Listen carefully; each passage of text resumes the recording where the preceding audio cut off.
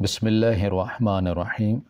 السلام علیکم۔ کبھی کبھی زندگی آپ کو ایسے عجیب و غریب موڑ پر تنہا چھوڑ دیتی ہے جب آپ کے پاس کوئی رشتہ تک نہیں ہوتا اور آپ کو اس بات کا احساس تک نہیں ہوتا کہ آپ نے اگلا قدم کون سا اٹھانا ہے۔ زندگی میں دوغلے چہرے تو میں نے چھوٹی سی عمر میں بہت ہی دیکھے تھے، لیکن جب اپنوں کا ایسا رویہ اور چہرہ دیکھتے ہیں تو آپ کے لیے زندگی میں دوبارہ کسی دوسرے پر بھروسہ کرنا بہت مشکل بلکہ ناممکن ہو جاتا ہے۔ میرا نام سمینہ ہے اور میں کراچی کے ایک گاؤں میں رہتی ہوں۔ میری زندگی پہلے ہی بڑی مشکلات سے بھری ہوئی تھی کیونکہ میری ماں کا انتقال جب میں بہت چھوٹی تھی تب ہی ہو گیا تھا۔ یہ میرے لیے بہت بڑا صدمہ تھا کیونکہ اس وقت میں چھٹی جماعت میں پڑھا کرتی تھی اور میرا بھائی تیسری جماعت میں پڑھا کرتا تھا۔ مجھے اپنے ماں سے بہت زیادہ محبت تھی اور اسی وجہ سے یہ صدمہ برداشت کرنا آسان نہیں تھا، بلکہ ماں کا جانا تو کسی بھی عمر میں بہت بڑا دھچکا ہوتا ہے۔ میں اپنی ماں کو یاد کرتی تھی اور سارا دن اس کو یاد کر کے روتی رہتی۔ میری دادی اکثر مجھے سمجھایا کرتی کہ اس کی اتنی ہی عمر لکھی تھی اور اگر تم اس کے لیے رو گی تو اس کی روح کو تکلیف ہوگی،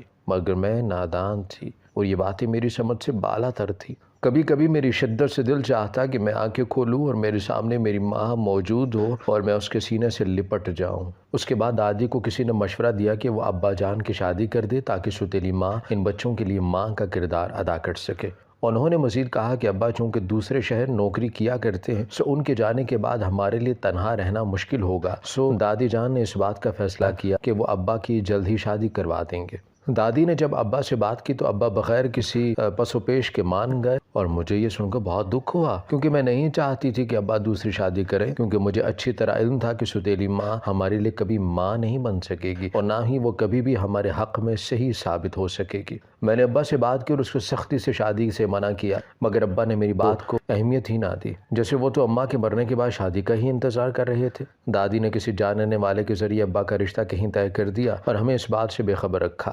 ایک شام ابا اور دادی کہیں گئے اور واپسی پر ان کے ساتھ موجود عورت تھی ان کے سوال کا جواب تھی۔ میرے لیے اس سے بڑی اذیت ناک خبر اور کچھ نہیں ہو سکتی تھی کہ میرے باپ نے ماں کے مرنے کے چند ماہ بعد ہی دوسری شادی کر لی تھی۔ مجھے اپنے باپ سے اس بات کا شکوہ تھا کہ اس نے چند ماہ بھی انتظار نہیں کیا اور دوسری شادی رچا لی، اور نہ صرف کر لی بلکہ اس کے بعد ہماری پرواہ تک نہیں کی۔ ہم دو بہن بھائی تھے اور اس نے ستیلی ماں کے رحم و کرم پر ہمیں چھوڑ دیا۔ اب چونکہ دوسرے شہر میں نوکری کیا کرتے تھے ابا اور گھر کے معاملات سے بھی وہ بے خبر ہی تھے، مگر اس نے ہم سے کبھی یہ تک نہیں پوچھا تھا کہ ستیلی ماں کا ہمارے ساتھ کیسا رویہ ہے۔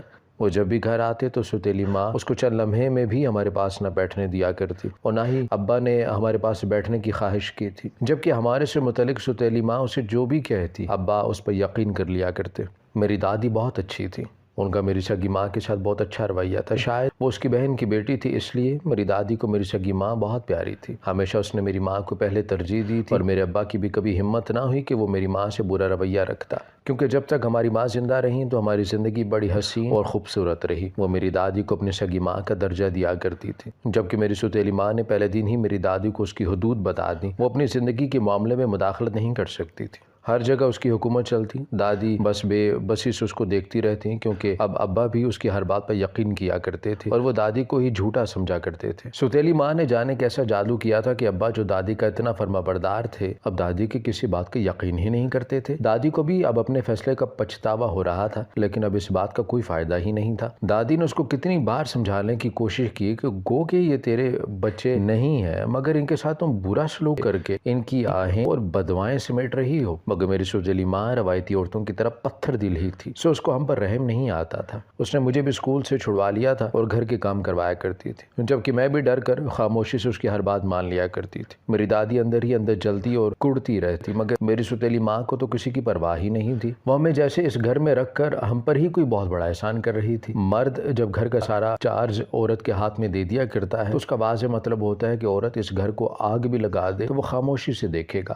کیونکہ اس کا اب اس عورت پر مزید بس نہیں چل سکتا۔ میری ستیلی ماں تھی بھی کافی سخت گیر عورت، وہ ابا کو بھی آگے سے پڑ جایا کرتی تھی۔ سو دادی جب ابا کو سمجھ آتی کہ تمہاری بیوی نے میرے ساتھ یہ سلوک کیا اور بچوں کے ساتھ یہ کر رہی ہے تو ابا بس یہ کہتے کہ وہ اس گھر کو کم تنخواہ میں بھی اچھے سے سنبھال رہی ہے اور اس کا ہم پر یہی بہت بڑا احسان ہے کہ اس نے بچوں کو قبول کر لیا ہے۔ دادی بھی جان چکی تھی کہ ابا سے کسی بھی بات کی توقع رکھنا سراسر بے وقوفی ہے، سو انہوں نے بھی خاموشی اختیار کر لی اور ہم دونوں بہن بھائیوں کو بھی صبر کا مضمون پڑھانے لگی۔ مجھے کبھی کبھی ابا پر اتنا غصہ آتا کہ میرا بس نہیں چلتا تھا کہ میں اب ان سے جا کر یہ سوال جواب کروں کہ اگر اس میں اتنی ہمت نہیں ہے تو اس نے دوسری شادی کی ہی کیوں تھی، لیکن مجھے اماں کی موجودگی میں ایسا موقع کبھی مل ہی نہیں سکا کہ میں ابا سے جا کر سوال و جوابات بھی کروں۔ ان کو اللہ نے جب سے 2 بیٹوں سے نوازا تھا تو دادی کا رویہ بھی ان کے ساتھ قدر اچھا ہو گیا، مگر ان کا رویہ دادی کے ساتھ ویسا ہی رہا کہ جیسے یہ 2 بیٹے نہیں ان کو رومانیہ کی سلطنت مل گئی ہو۔ گھر کا سارا کام میرے ہی نازک کندھوں پر آ گیا تھا، اور اسی عرصے میں ایک میرا واحد سہارا ختم ہو گیا، یعنی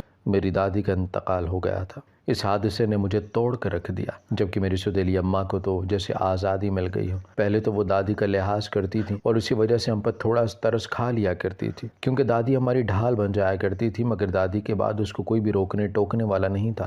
ابا تو ہم سے ایسے غافل ہوئے جیسے کہ ہم اماں کی نہیں بلکہ ابا کی سوتیلی اولاد ہوں۔ میری سگی اماں جب تک حیات تھیں تو ابا نے ہمیں ہتھیلی کا چھالا بنا کے رکھا تھا، مگر جب سے سوتیلی ماں آئی تھی تو ابا نے ہماری جانب سے اسے دیکھنا بھی چھوڑ دیا تھا۔ مجھے ایسا لگ رہا تھا کہ میری اماں کے جاتے ہی مجھ سے اس دنیا کا ہر رشتہ چھن گیا ہو، کیونکہ میرے ننیال والے بھی اماں کے مرنے کے بعد دوبارہ کبھی گھر نہیں آئے تھے ہمارے، اور ویسے بھی کچھ رشتے ہمارے صرف ہماری ماں کی وجہ سے ہی ہوتے ہیں۔ کبھی کبھی شدت سے دل چاہتا ہے کہ مجھے بھی کچھ ہو جائے اور میں مر جاؤں، کیونکہ ایسے زندگی جینا میرے لیے بہت مشکل تھا۔ پھر اس دوران میں نے ہمت کی، مجھے کوئی خوشی نصیب نہ ہوئی تو بات الگ تھی، لیکن میں اپنے بھائی کے لیے لڑ گئی اور اس کو ایک اسکول میں داخلہ لے کر دیا، اور اپنی سوتیلی ماں کے سامنے جب میں ڈٹ کر مقابلہ کرنے کے لیے کھڑی ہو گئی تو وہ خاموش ہو گئی اور اس نے میری بات مان لی۔ میں چونکہ 8 جماعتیں ہی پڑھی تھی لیکن پھر بھی بہت کچھ جانتی تھی اور اپنے بھائی کی پڑھائی میں مدد کرنے لگی۔ خود بھی میں نے پرائیویٹ امتحان دے دیے اور پاس بھی ہو گئی۔ یوں زندگی کا پہیہ کچھ ایسا ہی چلنے لگا کہ کئی سال مزید سرک گئے اور میرے ماموں کے ریفرنس سے میرے لیے ان کے کسی دوست کے بیٹے کا رشتہ آ گیا۔ یہ بات کافی غیر متوقع تھی، لیکن کچھ سالوں بعد جب میرے ماموں ہمارے گھر آئے اور میری یہ حالت دیکھی تو میں نہ چاہ کر بھی ان کے سامنے رو پڑی اور کہا کہ اپنی بدبخت بہن کے مرنے کے بعد ان کی اولاد کی کوئی خیر خبر ہی نہیں لی اور ہمیں اس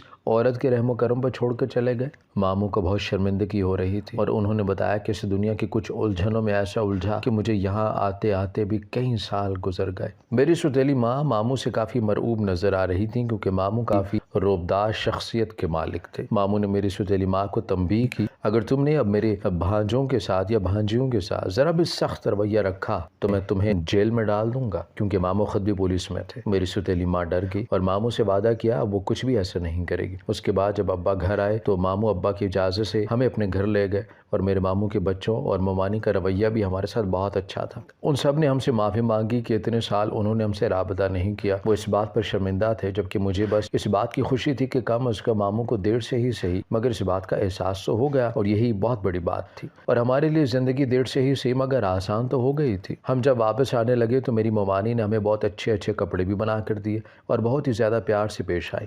میری ممانی ہی نہیں بلکہ ان کی بہو کا بھی میرے ساتھ بہت اچھا رویہ تھا۔ ممانی کی بہو جس کا نام آسیہ تھا، اس نے اپنے میکے والوں کو بھی بلا لیا اور مجھ سے بھی ملوایا۔ وہ کافی اچھی اور ہنس مکھ تھی اور ان سب سے مل کر مجھے کافی اچھا لگا، اور پہلے جو رشتہ آیا تھا اس کی بجائے اب میری مامی کی بہو کے کزن کا رشتہ ہمارے گھر آ گیا۔ وہ لوگ کافی کھاتے پیتے گھرانے سے تعلق رکھتے تھے اور ان کو اپنے بیٹے کے لیے خوبصورت اور سمجھدار لڑکی چاہیے تھی، اور ان کی تلاش مجھ پر ختم ہو گئی۔ کچھ ہی ماہ بعد میری شادی ہو گئی اور برا وقت تو ماموں کے ہمارے گھر جانے کے پہلے لمحے میں ہی ختم ہو گیا تھا۔ میری شادی بہت دھوم دھام سے ہوئی تھی اور سب سے بڑھ کر مجھے انتہائی محبت کرنے والا سسرال ملا تھا۔ کبھی کبھی تو مجھے یقین نہیں آتا تھا کہ میری قسمت اتنی جلدی بدل گئی ہے، کیونکہ میرے سسرال والے سب لوگ ہی مجھ سے شدید محبت کیا کرتے تھے۔ مجھے کبھی کبھی یوں محسوس ہوتا تھا کہ جیسے یہ سب میرے صبر کا ثمر ہو۔ میں پھر بھی ہر دم اللہ کا شکر ادا کرتی رہتی۔ میری شادی کو یوں ہی کئی سال گزر گئے اور میرے سسرال والوں کا رویہ پہلے سے بھی بہت زیادہ اچھا ہو چکا تھا۔ سارے گھر کا چارج مجھے دے دیا گیا تھا، کیونکہ میں گھر کی اکلوتی اور بڑی بہو تھی۔ مجھے سب کچھ کرنے کی کھلی آزادی تھی اور کسی بھی قسم کی روک ٹوک نہیں تھی۔ میں جو چاہتی اور جیسا چاہتی تو بالکل ویسے ہی ہوتا تھا۔ اس عرصے میں اللہ پاک نے مجھے 2 بچوں سے نوازا تھا اور میں اپنے گھر میں اتنی خوش کہ حد نہیں۔ ماموں کے گھر جب میں شادی کے بعد گئی تو ان کا ہر بار شکریہ ادا کرتی کہ انہوں نے مجھے اتنی اچھی زندگی دے دی تھی، جبکہ ماموں بس یہ کہا کرتے تھے کہ شکر ہے کہ مجھے اللہ نے اس وقت بھی عقل دے دی اور میں اپنی بہن کی نظروں میں سرخرو ہو گیا، ورنہ روز قیامت میں اس کو کیا جواب دیتا، بلکہ اس سے نظریں ہی کیسے ملاتا۔ میری ممانی اکثر ہمارے گھر آتی رہتی اور ان کا بھی مجھے یوں خوش اور ہنستا بستا دیکھ کر خوشی ہوا کرتی۔ میں اپنے میکے میں جایا کرتی اور رہتی وہاں پر، اور اب تو جب سے میری شادی ہوئی تھی میری سوتیلی ماں کا رویہ میرے ساتھ اچھا ہو گیا تھا، بلکہ اس نے مجھ سے معافی بھی مانگی تھی کہ میں اپنی کمزوری کی وجہ سے تم لوگوں کو قبول نہ کر سکی، جبکہ مجھے اس بات کا اچھی طرح اندازہ تھا کہ ماموں کے ڈر کی وجہ سے اس نے اپنا رویہ ہمارے ساتھ اچھا کر لیا ہے۔ یوں میری زندگی ویسے بھی بہت اچھی چل رہی تھی، سو میں نے اس کو معاف کر دیا کہ میرا بھائی تو یہاں پر ہی رہا کرتا تھا۔ میرے بھائی سے بات ہوئی، وہ ہمیشہ یہی بتاتا کہ سوتیلی ماں اس سے بہت محبت کرتی ہے اور اس کا رویہ کافی اچھا ہو گیا ہے۔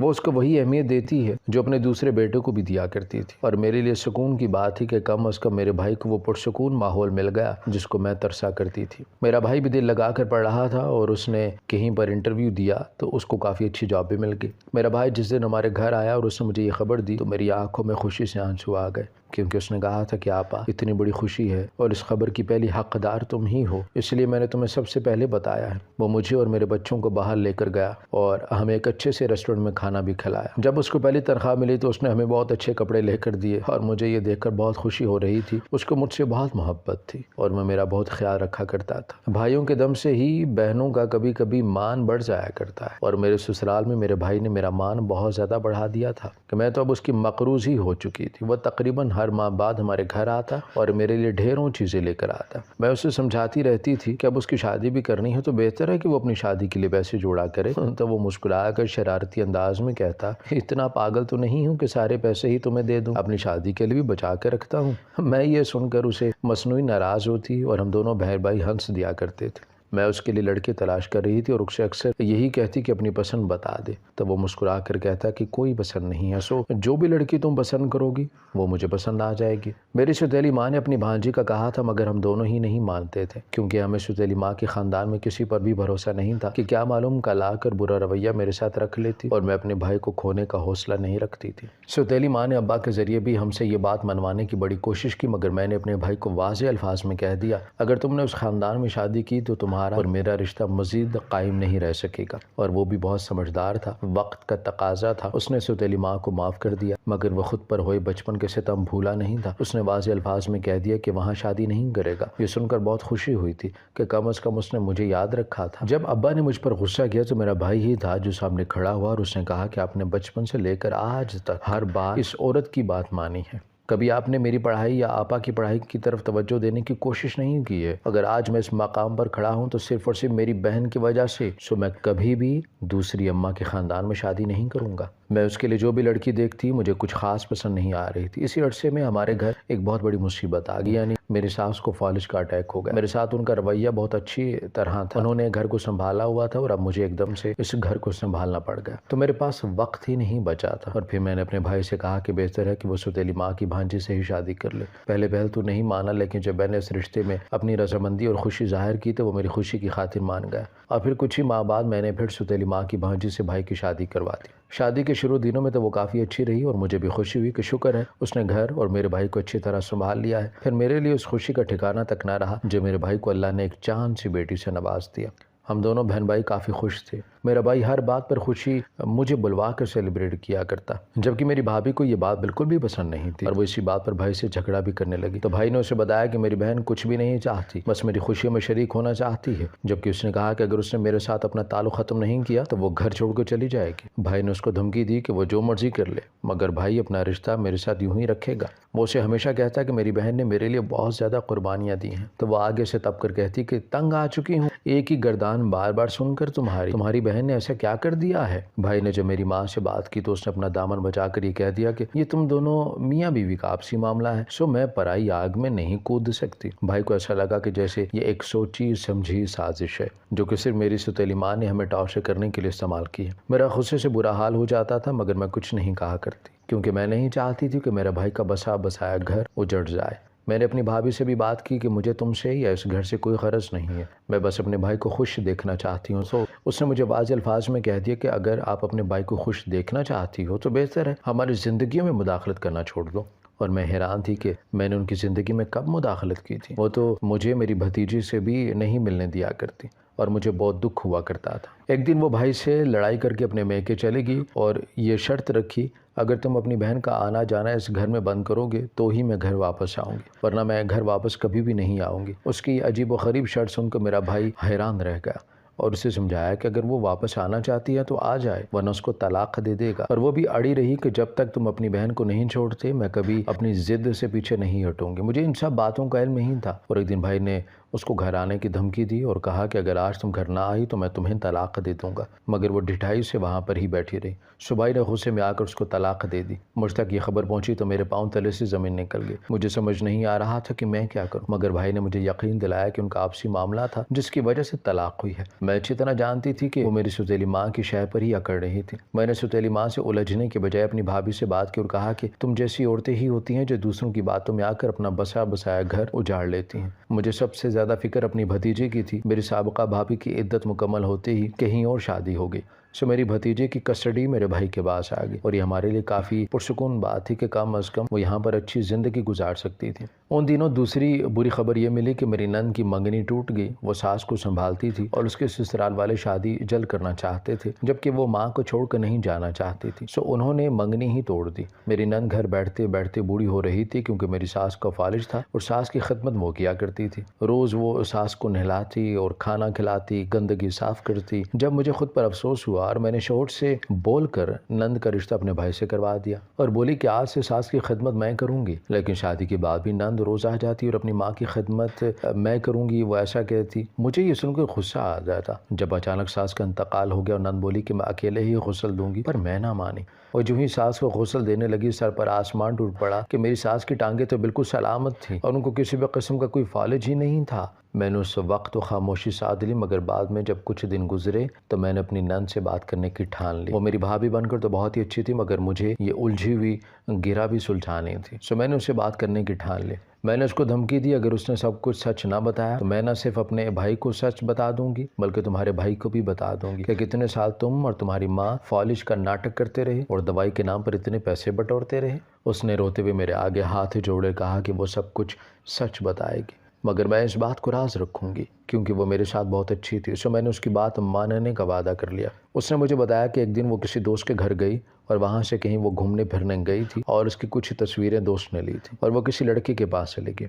وہ اس کو بلیک میل کیا کرتا تھا، اگر اس نے ہر ماہ اتنے پیسے نہ بھجوائے تو وہ ان تصویروں کو بھائی تک پہنچا دے گا اور کہے گا کہ ہم دونوں کا چکر چل رہا ہے۔ وہ ڈر گئی تھی۔ میں یہ سن کر دنگ رہ گئی کہ میری معصوم نند اور ساس کتنے سال سے کسی کے ہاتھوں یوں بلیک میل ہو رہی تھی اور ان کو اس کی اداکاری کرنا پڑی، اور میری ساس نے اپنی زندگی کے کتنے سال ویسے ہی چارپائی پر پڑے پڑے گزار دیے۔ میں نے اس سے کہا کہ اس نے یہ بات اپنے بھائی کو کیوں نہیں بتائی، تو اس نے کہا کہ میں نے اس لیے نہیں بتایا کہ کہیں بھائی غیرت کے نام پر میرا قتل ہی نہ کر دے، اور میں بس یہ سوچ کر رہ گئی کہ ہم نے بہنوں اور بیٹیوں کو غیرت کے نام پر اتنا ڈرا کر رکھا ہوا ہے کہ وہ بیچاریاں غلطی پر نہ ہوتے ہوئے بھی اوروں سے اتنی بلیک میل ہوتی ہیں۔ میں نے اس کا ساتھ دینے کا وعدہ کیا اور ساری بات جا کر اپنے ماموں کو بتائی، اور ماموں چند ہی دنوں میں اس لڑکے تک گئے اور اس کو اس کے انجام تک پہنچا دیا، کیونکہ وہ میری نند کو ہی نہیں بلکہ اور بھی کتنے لوگوں کو بلیک میل کر رہا تھا۔ اور اس کے بعد میں نے اپنے شوہر سے بات کی اور اسے کافی ناراض بھی ہوئی کہ اس نے کیسے اپنی بہن پر ایسا تاثر ڈال رکھا تھا کہ وہ بیچاری ڈر کر کچھ بتا ہی نہیں پا رہی تھی اور اس کو اتنی مشکل اور برے وقت سے گزرنا پڑا۔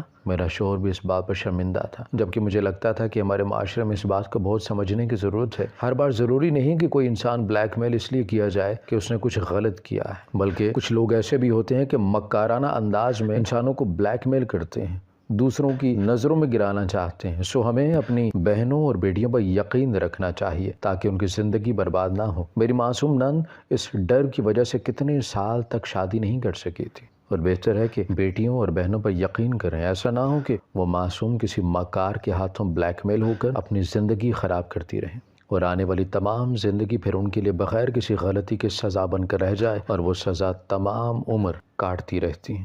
ہماری ویڈیو اگر آپ کو پسند آئی ہے تو ضرور لائک کیجیے، اپنی رائے دینا چاہیں تو کمنٹس کیجیے، اچھی لگے تو شیئر کیجیے۔ اس کے ساتھ ساتھ اگر آپ نے ہمارا چینل سبسکرائب نہیں کیا تو ضرور کیجیے اور بیل آئیکن پر لازمی کلک کیجیے تاکہ ہماری ہر آنے والی ویڈیو آپ تک بر وقت پہنچ سکے۔